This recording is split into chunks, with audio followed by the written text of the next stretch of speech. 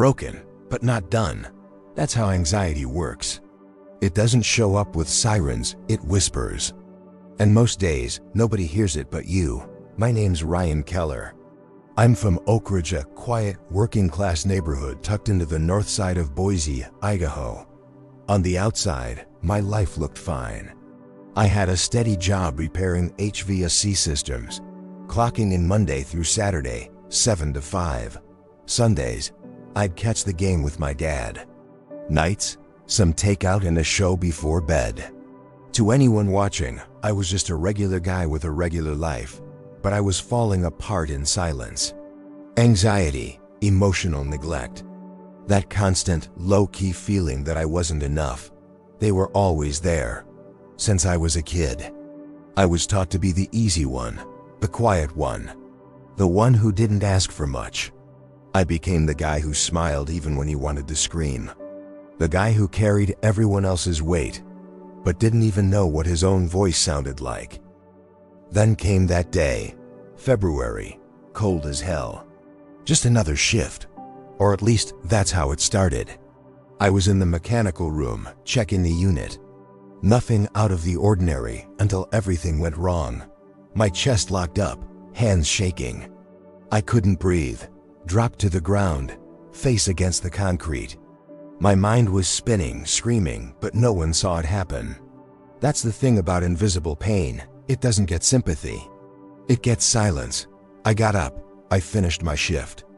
Drove home like nothing happened. And then I did the same thing the next day, and the next. Pretending I was fine while breaking apart inside. Every morning, I'd wake up wondering, is today the day I finally lose it? The panic attacks got worse. My hands shook in the checkout line at the grocery store. I stopped sleeping. And somewhere in the middle of all that, I convinced myself I was weak. That I was just one of those guys who didn't have what it takes to hold it together. I told no one, not my mom, not my friends, not a soul, because where I come from, you tough it out. You shut up and keep going. So I kept going. Until I couldn't. One night, barely holding it together, I typed into Google, how to believe in yourself again. Most of it was nonsense. Fake smiles and empty promises. But then I found this one guy, didn't even catch his name. Just a line that hit different. He said, you don't have to change your whole life. Just do one hard thing, every day. It sounded simple. Too simple.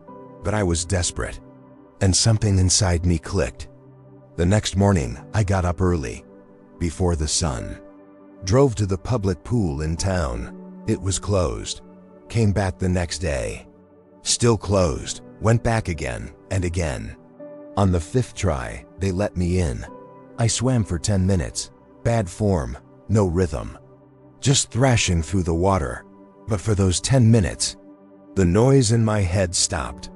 That was the first moment in months I felt still. Not fixed, not happy, just quiet. And that was enough to go back the next day, and the day after, and the day after that. I made a deal with myself. 365 days. No excuses, no breaks. Swim every single day, in the snow, in the rain, on holidays. Even when I had the flu, I showed up. Not because I was trying to be great, but because keeping a promise to myself became the only thing keeping me alive. Swimming didn't save me. The habit did. The discipline. The consistency. The reminder, every morning, that I could still choose to fight. It started as a survival tactic. But slowly, it turned into something else. Each stroke through the water was a conversation with the old version of me, the anxious, broken version. Each lap said, you're still here. You're still in this fight. I wasn't healing overnight. This wasn't some Hollywood comeback. I was still messed up, still quiet, still scared. But I was showing up, and that changed everything. Over time, I started to feel different. Stronger not on the outside, but inside. I stopped reacting to every thought.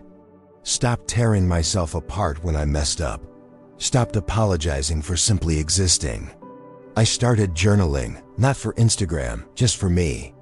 Started meditating just 2 minutes a day. Then, eventually, I booked my first therapy session. It wasn't one thing that saved me. It was everything. It was time. It was truth. And it was the simple, brutal decision to not quit on myself.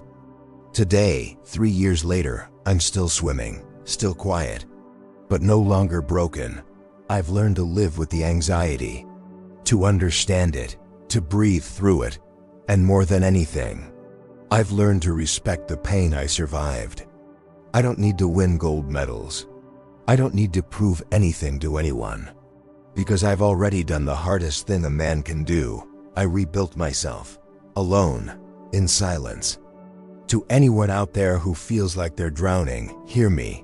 Maybe you're not falling apart. Maybe you're just being pulled down, so you can learn how to push off the bottom. Find one thing that grounds you, one thing that demands consistency, and protect it like your life depends on it, because sometimes it does. Men like me, we don't wear capes, we wear scars. And we keep going anyway. My name is Ryan Keller, and this is how I became unbreakable, one lap at a time.